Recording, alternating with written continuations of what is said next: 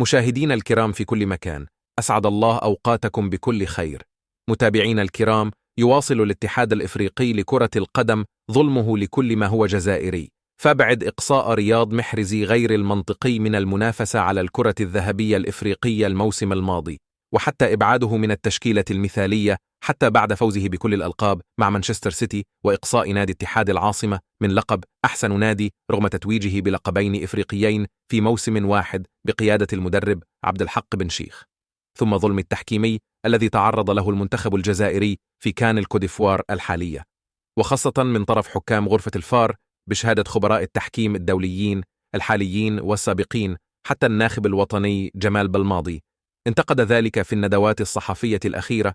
جاء الدور هذه المرة على التحكيم الجزائري، حيث يعود اليوم إلى الجزائر ثلاثي التحكيم غربال قراري وزرهوني بعد تسريحهم من الكاف في قرار صادم بعد أن كانت الآمال كبيرة في تعيينهم. ختاما، المرجو الاشتراك بالقناة وتفعيل زر الجرس ليصلكم كل جديد. أراكم في الفيديو قادم إن شاء الله. إلى اللقاء.